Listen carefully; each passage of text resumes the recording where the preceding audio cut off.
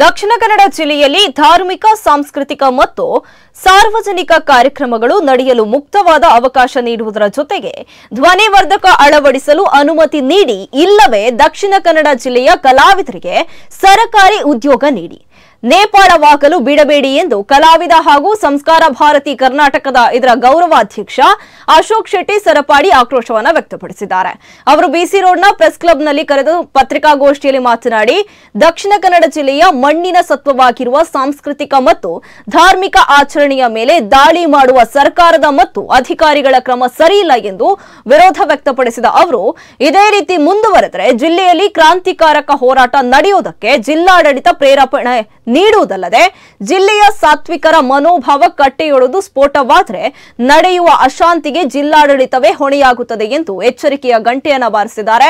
ಪತ್ರಿಕಾಗೋಷ್ಠಿಯಲ್ಲಿ ಸಂಸ್ಕಾರ ಭಾರತಿ ಕರ್ನಾಟಕ ಇದರ ಅಧ್ಯಕ್ಷ ತಾರನಾಥ ಕೊಟ್ಟಾರಿ, ಪ್ರಾಂತ ಉಪಾಧ್ಯಕ್ಷೆ ರೂಪಲೇಖ ಪುತ್ತೂರು, ಜಿಲ್ಲಾ ಉಪಾಧ್ಯಕ್ಷ ಅನಿಲ್ ಪಂಡಿತ್ ಬ್ರಹ್ಮರಕೋಟ್ಲು, ಜಾನಪದ ಪ್ರಮುಖ ಮನ್ಮಥ ಶೆಟ್ಟಿ ಪುತ್ತೂರು, ಜಿಲ್ಲಾ ಕಾರ್ಯಕಾರಿ ಸಮಿತಿ ಸದಸ್ಯ ಸಂಕಪ್ಪ ಶೆಟ್ಟಿ, ಸಂಜಯಗಿರಿ ಉಪಸ್ಥಿತರಿದ್ದರು. ಮೊನ್ನೆ ನಡೆದಂತಹ ವಿದ್ಯಮಾನಗಳಿಂದ ಇಡೀ ಕಲಾ ವಲಯ ಒಂದು ರೀತಿಯಲ್ಲಿ ತಲ್ಲಣಗೊಂಡಿದೆ. ಜಿಲ್ಲಾಡಳಿತ 10 ಗಂಟೆಯ ನಂತರ ಧ್ವನಿವರ್ಧಕವನ್ನು ನಿರ್ಬಂಧಿಸಬೇಕು.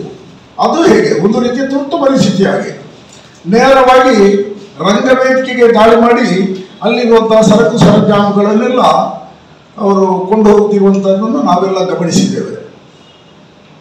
ನಾವು ಕಲಾ ವಲಯದಲ್ಲಿ ಕೆಲಸ ಮಾಡುವುದು ಕಲಾವಿದರಿಗೆ ಎಲ್ಲಿ ಅನ್ಯಾಯ ಆಗ್ತದೋ ಅಲ್ಲಿ ಧ್ವನಿ ಎತ್ತಬೇಕಾದ್ದು ಸಮಾಜದಲ್ಲೂ ಧರ್ಮವೂ ಕರ್ತವ್ಯವೂ ಹೌದು. ಈ ಬಗ್ಗೆ ಈಗ ಸಂಸ್ಕಾರ ಭಾರತಿ ಎನ್ನುವಂಥದ್ದು ನಮ್ಮ ಜಿಲ್ಲೆಯಲ್ಲಿ ಅಸ್ತಿತ್ವಕ್ಕೆ ಬಂದು ಪ್ರತಿ ತಾಲೂಕಿನಲ್ಲಿ ಕೂಡ ಸಂಸ್ಕಾರ ಭಾರತಿ ಕಾರ್ಯಾಚರಿಸ್ತಿದೆ.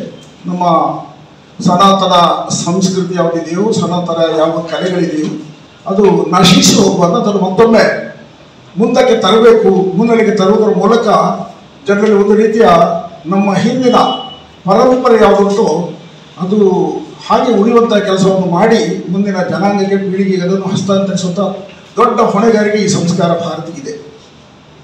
ಜಿಲ್ಲೆ ಬೇರೆ ಬೇರೆ ಭಾಗಗಳಲ್ಲಿ ಸಂಸ್ಕಾರವಂತರಾದಂಥ ಉದ್ದೇಶದಿಂದ ಬೇರೆ ಬೇರೆ ಕಾರ್ಯಕ್ರಮಗಳು, ಬೇರೆ ಬೇರೆ